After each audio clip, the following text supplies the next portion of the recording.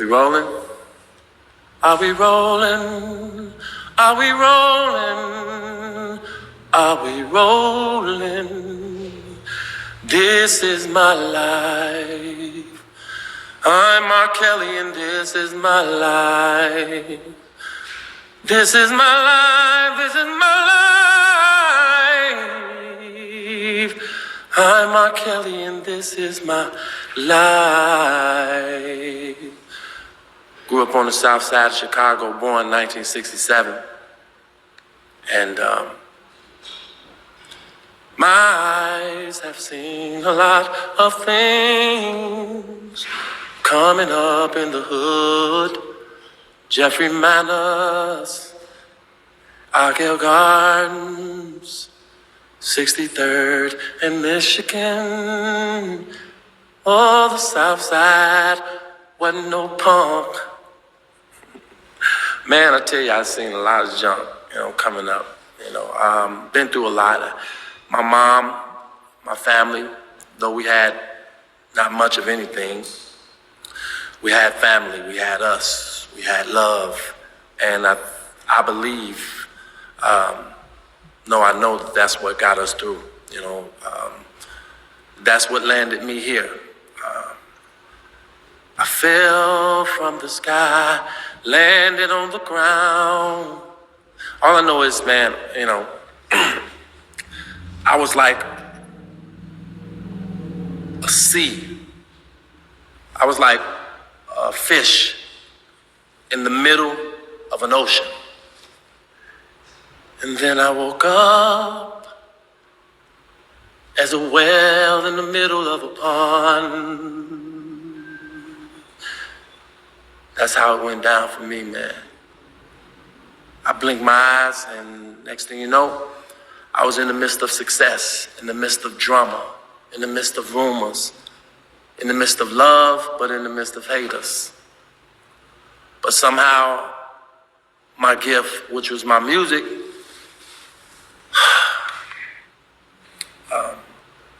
my depth of struggle was fed into my gift, and somehow my gift ignited to the point where I was able to communicate with the world and ask the world to rescue me. And the minute I opened my mouth and started to sing, oh, that changed everything. And out of nowhere, I walked through the drug dealers, I walked through the pimps and the hoes and the hustlers, through the hood. The drugs was offered to me. I've been shot, I've been stabbed. But I still, to this day, made it free. Out of the slums, out of the alleys, out of the deep, deep, deep, dark hood. Sometimes I don't know. Sometimes I don't know just how I got here, just how I made it, just how I made it, just how I made it here. But I'm glad I did. I'm glad I did. All I ever wanted to do was music. Ever since I was 8 years old, I could remember having a dream about being 20-something. And in that dream, I remember playing the piano, a white piano, hearing a melody. And the melody at 8 years old in my dream where I was 20 went, da-da-da-da-da-da, da-da-da-da-da-da-da. Da-da-da-da-da-da-da, da-da-da-da-da-da-da. And here 20 years later, 25 years later, I grow up, I become famous, and I'm sitting at a house where I bought my first piano, which was a white piano, and I began to play a song. I began to start writing on a song. And that same melody when I was 8 came to me. And I couldn't figure out where I heard this melody from. At first I thought I was like still in this melody, but I come to realize that as the lyrics came to me, I believe I can fly. I believe I can touch the sky. I think about it every night and day. Spread my wings and fly away.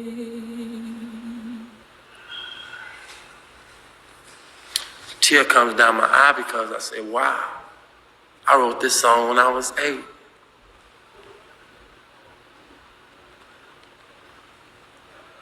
But coming up in the hood, I saw so many things. But those so many things brought me all of my dreams. And now here I am today.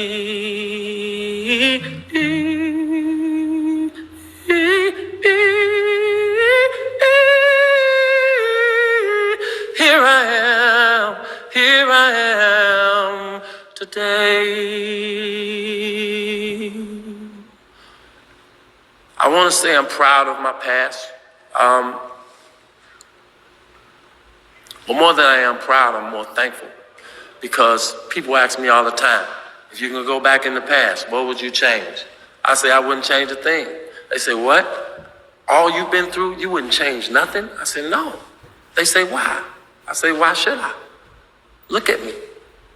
I'm strong. I'm wise. I'm appreciative. I don't take nothing for granted.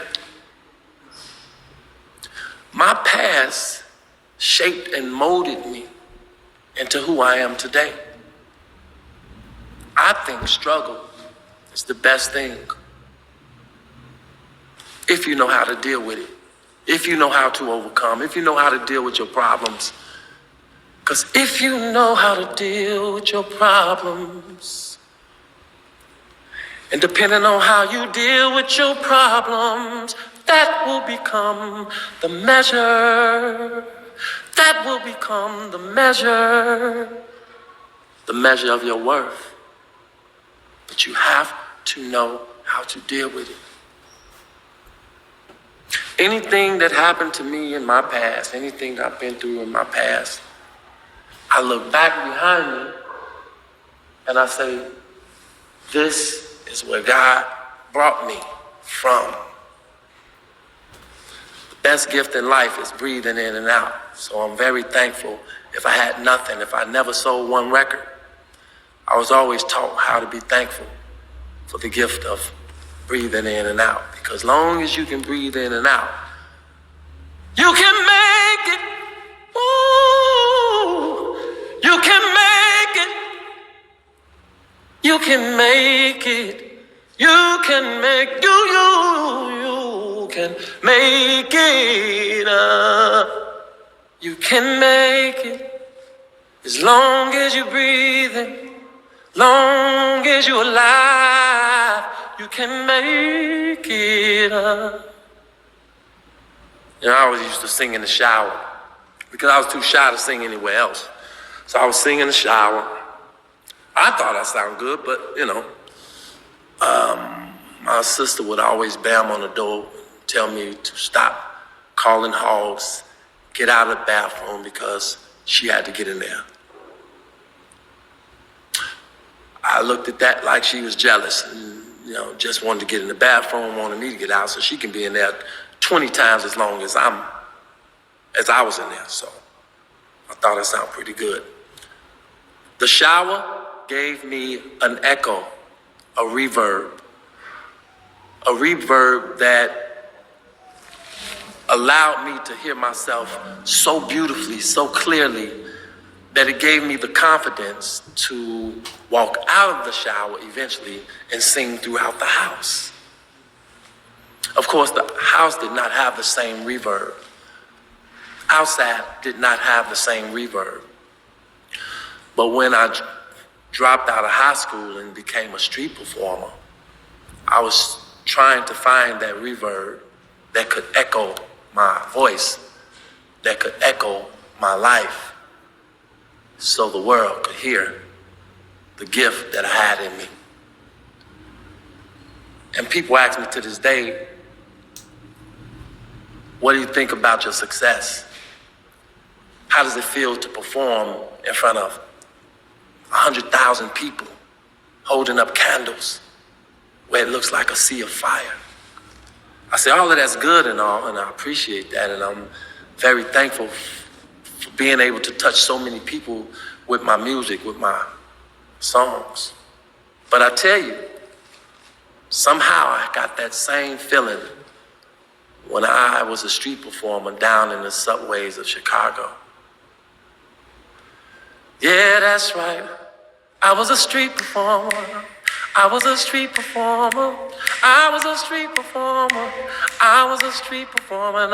And I will always be first, a street performer, because that allowed me to develop my craft, develop my gift. And besides, it's a great echo down there as well. It was a great echo down there, except for the L coming by. But when the L would come by, I would try to challenge that L and sing louder than the L, and the L would roar.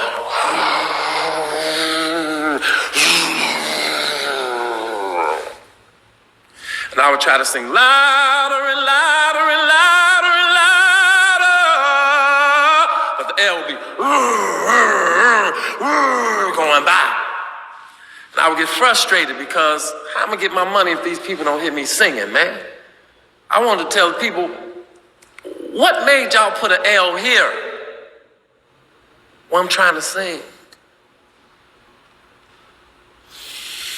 But then I come to realize that, hey, sometimes you have to rise above the noise. Find a way to rise above the noise, Rob. And I tried to rise above the L. It still wouldn't work. So I became real slick. I would be singing like this. Someday the world would know my name. And I would be singing like this. Someday the world would know my name. And here comes the L, and here comes the L, and here comes the L. And I'd shut up until the L stopped. And when the L stopped, it became quiet again. And I would say, I know someday the world will know Robert's name. And the people would clap. Oh, I said, that is. I gotta wait till the L stop. That allowed me to develop my patience. Once I developed my patience,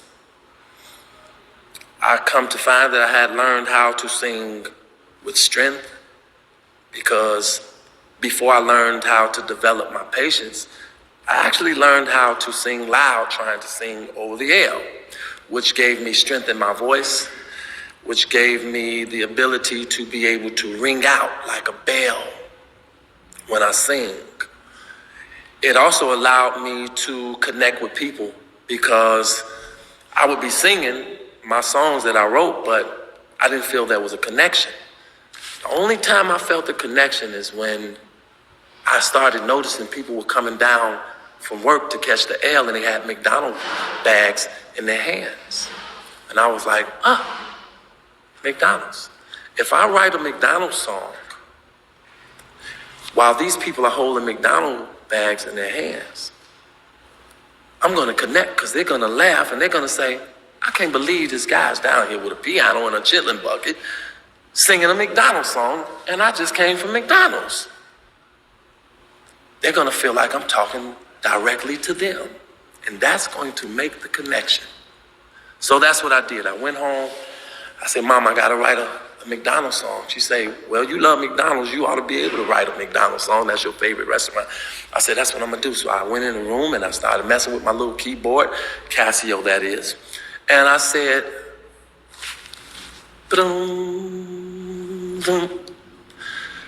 McDonald's is the place for you. When your day is through, you can go to McDonald's and get yourself a Big Mac, a Big Mac.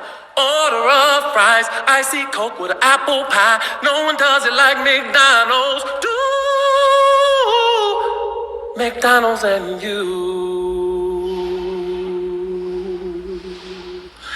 And the people would clap and they would go in their pockets. Oh, I gotta pay this guy. This guy's too good. Oh man, I got McDonald's in my hand and he's singing McDonald's. Oh no, he got to get paid. So people started pulling out 50s.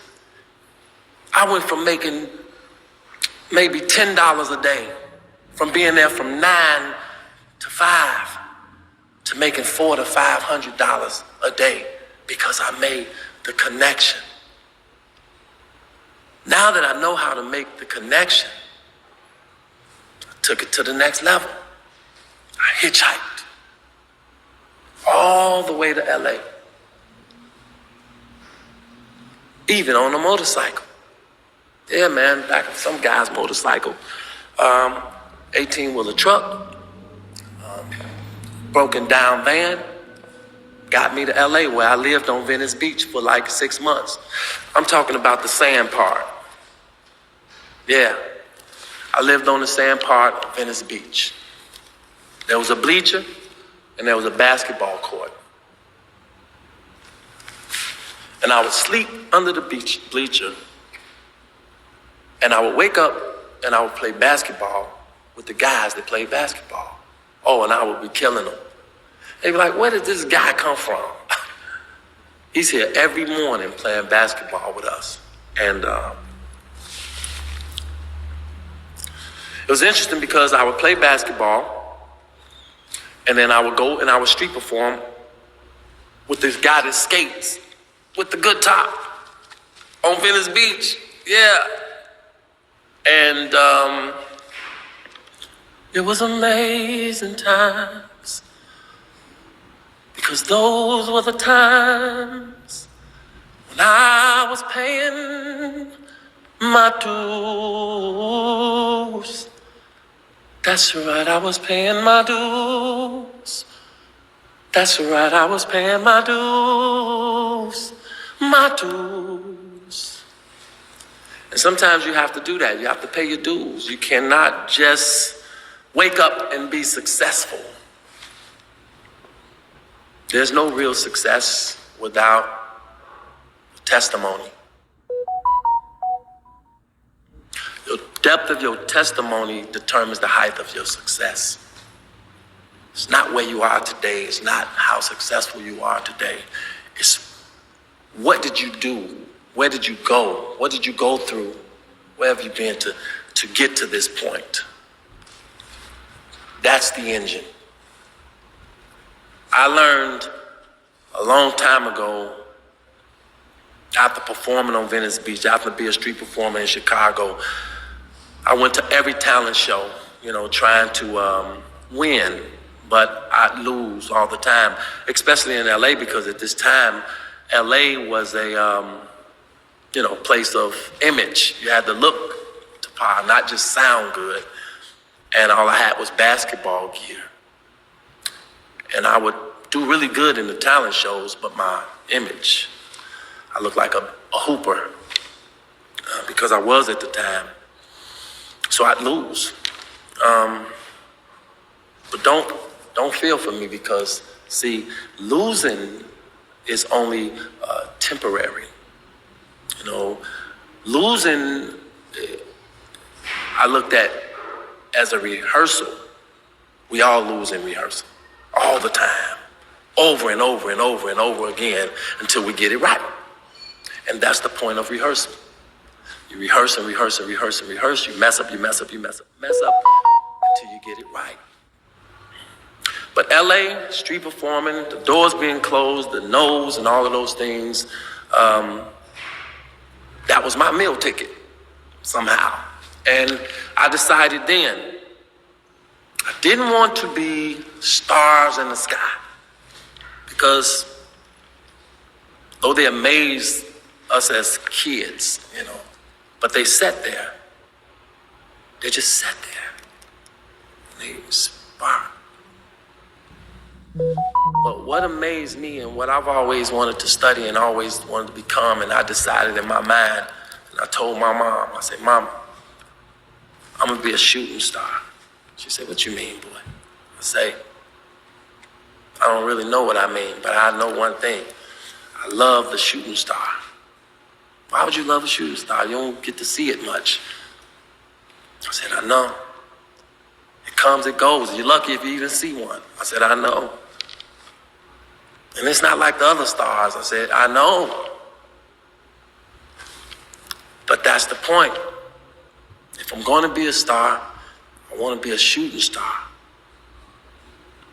I don't want to be seen all the time. That's not what I'm about. I'm not about just sitting around in the sky. I want to soar through the sky, in and out of space. People would tell me, well, you could do that, sky's the limit. I say, no, it's not. I would always have my different sayings. I would say space is the limit. Because if you can make it to space, you can travel anywhere. And my brain and my mind, it just always wanted to go places no man has gone, so to speak. I always wanted to be a scientist of music, not just music. I wanted to experiment with my music. I wanted to do R&B, but I also wanted to do the world's greatest. But at the time, I was told, no, you stay in this lane, R&B artist, you're going to do the artist thing, you're an artist, R&B king, and this, that, and the other. I was never interested in being an R&B king. People put that label on me, and I appreciate anybody for saying that I'm the best at something. But I never wanted to be the best at one thing. I never wanted to be the best at R&B. I just wanted to be great at music. So I decided to do I Believe I Can Fly. I decided to go on and do the world's greatest. I decided to do country songs, pop songs, You Are Not Alone for Michael Jackson, because I never wanted to be trapped in a category. And somebody said, oh, that's the R&B king. I wanted to be known for just music. There's Mr. Music. He has no lane. The highway, the streets is his, if he wanted it to be. But I came up in Chicago, and the minute I was born is the minute my father left my mother. Yes, the minute I was born is the minute my father left my mother. And I used to ask my mother, where is my father? And every time she shunned the question, she pushed me away. She said, never ask me that again. Son, never ask me that again. But it was hard because I would always see, my brothers, their father would come by every now and then and, take them out, buy them things. And Christmas, Thanksgiving, Easter, Halloween. And I wasn't jealous of my brothers, but I would always, become curious and frustrated because, wanting a father, not having a father, first of all, it's automatically something missing in your life. There's no doubt about that. I always felt half. I always felt a hole in the situation. Though my mother was a mother, father, brother, sister, best friend, and everything to me, but she never was really a father. My sister's father would come by every now and then, but I never understood why my father was not with, my mother. That was just something as a child I didn't understand. And it would hurt so damn bad. It would hurt so damn bad. And me being 8 years old, I would be so damn sad. But as I got older, As I got old, I became closer to my mom. Me and my mom would go to McDonald's before she go to work, before I go to school, and she would get us a Danish. It's all we could afford is a Danish and a cup of coffee, and we would split the Danish and cup of coffee. She wore this cheap lipstick, and she would put 3 creams and 6 sugars in the coffee, and she would stir it up. She would open the Danish, split it with the little plastic white knife. She had this cheap lipstick, and she would taste the coffee to make sure it was sweet enough. And she'd leave the ring of lipstick on the coffee from which she tasted the coffee. And I remember when she would give me mine, when I would sip from the cup, I would turn it around, and I would drink from her lipstick part. Because in a son-mother way, I had a serious crush on my mom because she could sing her butt off. And I just looked up and down to her. I looked around. I looked everything about my mother. You know, I loved her. And I even asked her to marry me one day. I was like, nah. She said no. But you know what? I understood. I understood it. I took it well. And so when my mom passed, I was coming from my first concert from overseas, in which I wanted her to go with me because that was the only way I was going to get on the plane. So when I got back from overseas, and my mom passed the day I got back, 3 weeks later, I went away. She was heavy set. She was my mom. I come back. She was very skinny. I had no idea she had cancer. I had no idea she was even sick. I went straight to Roseland Hospital on 111th in Chicago. And my sister and brother, I remember them to this day, said, Mom's very sick. You might not want to go in there, Rob. Of course, you're thinking cold, you're thinking pneumonia, you're thinking she's going to be okay. So I go in the room, I peek my head in,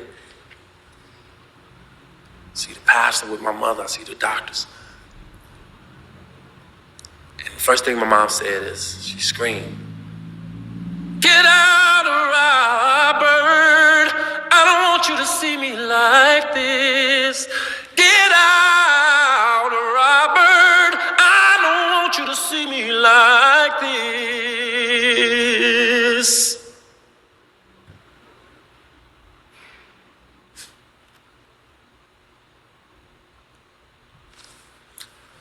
All I can say is, I'm sorry, Mom. I'm so sorry. I didn't know what else to say. Didn't even look like my mother, but I knew it's my mother. And I walked up to her bedside, I asked the doctor and the pastor to excuse us. Even my brothers and them, they excused us. It was me and my mom. She said, "Please leave. Please." I said, "Mama, please don't make me leave. Something I gotta tell you." I said, "First of all, I love you and I thank you for everything you have done. Everything. Everything you've done for me, Mom. And I'm sorry for every time I've been bad or did something I wasn't supposed to do. And I promise you." And she died. Right there. On the "I promise you." I called the doctor. They came in. They pronounced her dead. I was still holding her hand. But I finished my sentence. I said, "I promise you, Mama, no matter what, by any means necessary, I will be one of the best singers, songwriters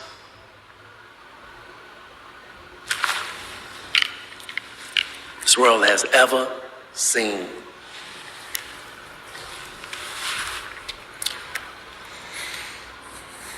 I made my mom that promise, and I am still on a journey today to fulfill that promise, in which I will perform and sing and write like one of the best who has ever done it. I owe it to my mom. I owe it to my gift. More than anything now, I owe it to my fans. Just to be one of the best. Not the best, but one of the best who has ever done it.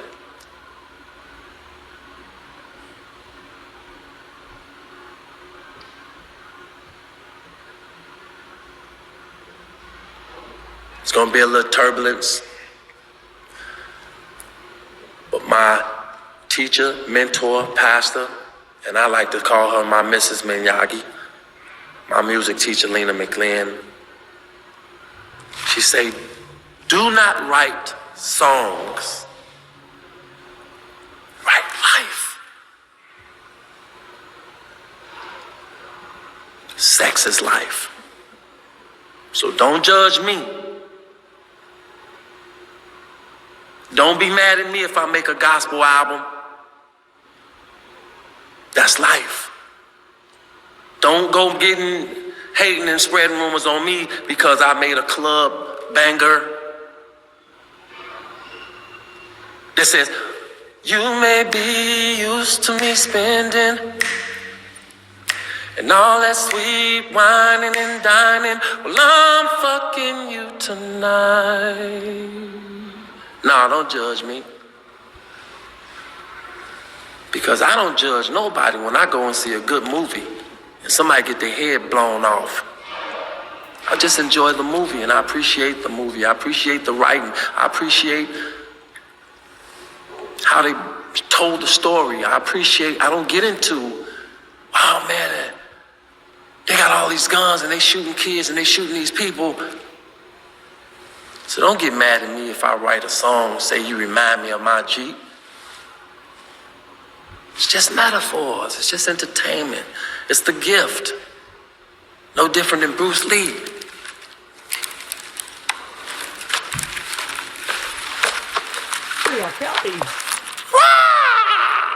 Period. It's a gift. Bruce Lee was Ali. Ali was Michael Jordan. Michael Jordan was Superman.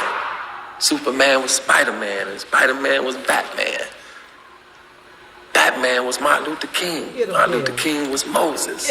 There's certain people, certain images that come to entertain us, to take us through history, and all through genres and decades and years of struggle, but inspiring us to be successful at the same time. That's all I want to be. Don't hit me. I'm an artist, people.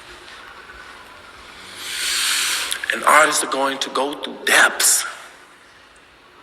Chosen artists. I decided not to climb the mountain first. I decided to learn how to hold my balance. That's the struggle. Once I struggle and learn how to hold my balance, then I can start my climb. Because why? The mountain is a peak at the top, where it's very windy. You can get blown off just like that. That's why I decided to hold my balance, learn to hold my balance first.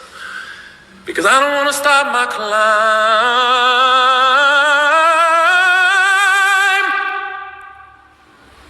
and get up there and the easiest thing blow me off.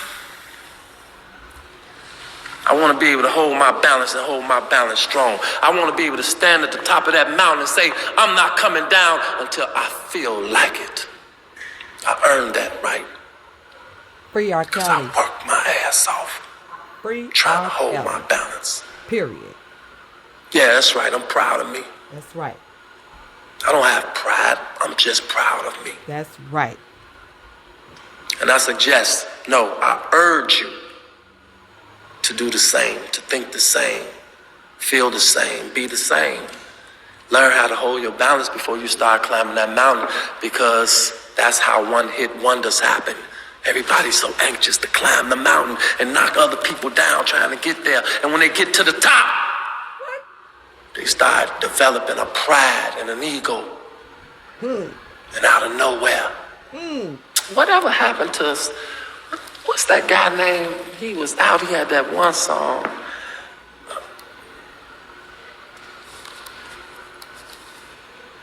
He didn't learn how to hold his balance before he started his climb.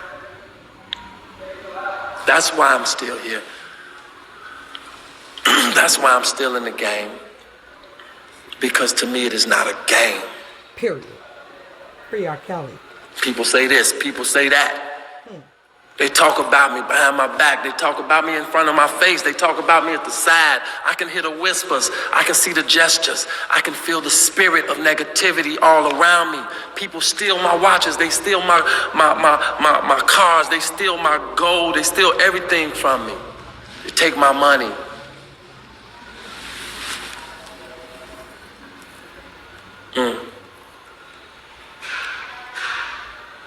But I wouldn't change a thing. Because I'm not in it for money. I'm not in it for watches. I'm not in it for jewelry. I'm not in it for women. I'm not in it for cars and clothes and houses. And this is just something I was born to do. And I will be doing it until Jesus come back. I love music. I'm pregnant by it. I'm having aphletes. Yeah. I'm gonna love my babies. I'm gonna raise them. I'm gonna burp them. They're gonna poop. All those things. Out melodies. Free R. Kelly. Born in the ghetto.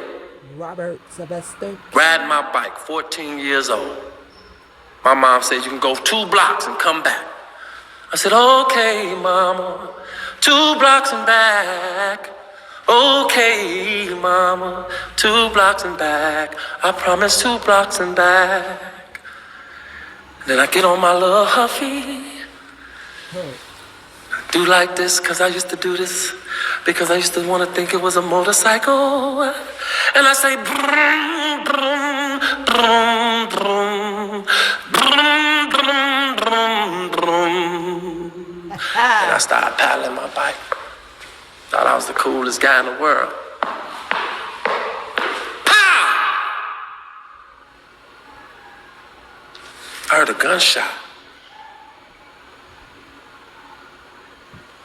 I looked to my right, I looked to my left, I looked behind me.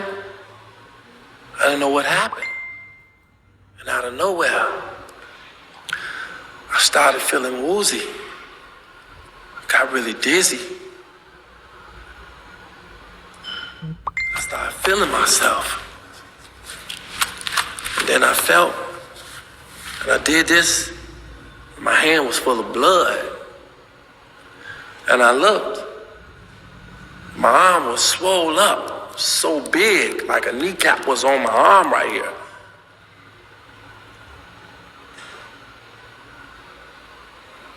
And I fell and hit the ground off my bike. And I remember opening my eyes just a little bit. And I saw all of these guys running towards me. And I said to myself, thank you, help, help. But actually it was the guys that shot me.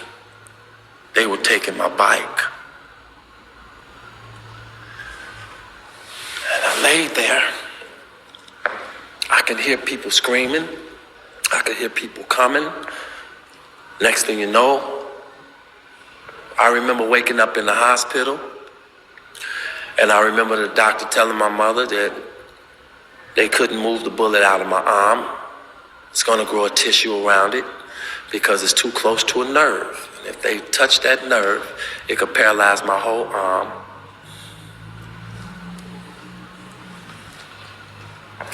or the right side of my body. Oh, don't y'all touch me. I have a career.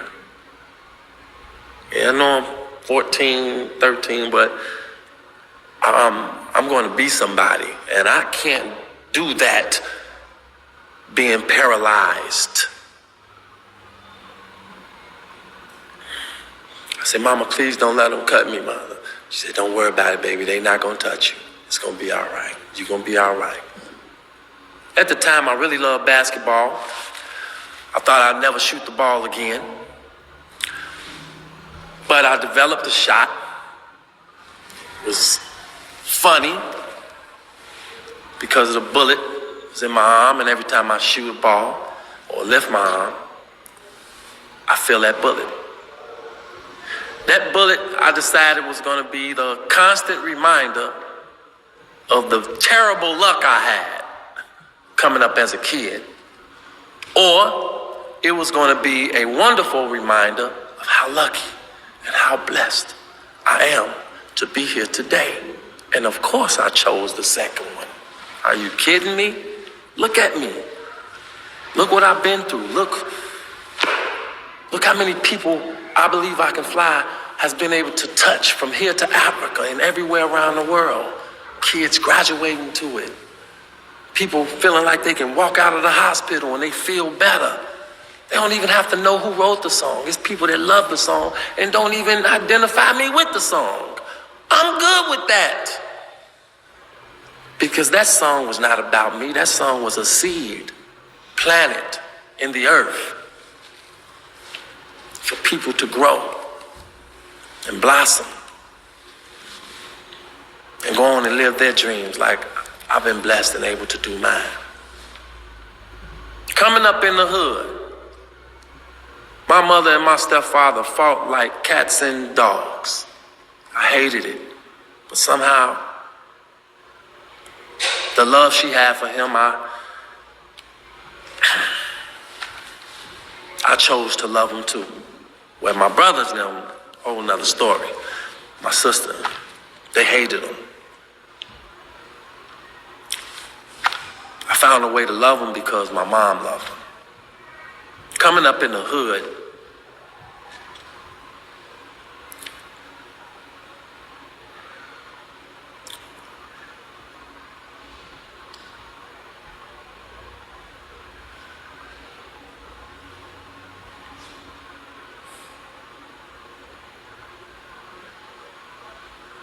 I don't even know how I got here. I don't even know. I don't know what these cameras are about. I don't know magazines and photo shoots and videos and award shows and Grammys, and it's all still so surreal to me because my past is so strongly embedded in my head, and I don't know how I looked past all of that and made it to where I am today, but I'm thankful that I did. I'm thankful because I want somebody else out there to say, wow, he did it, I can do it. All you have to do is believe. All you have to do is have faith. All you have to do is see what it is you want and become very stubborn and become very determined. Nobody's gonna tell you that success ain't mine. That basketball scholarship, that trophy, that championship game, that ring, that football touchdown, that isn't mine. And now that I got the ball right, life passed me the ball. I got it. I caught it. I'm running. If I stop, I'm gonna get tackled by a whole lot of people. So I stay running. I stay running.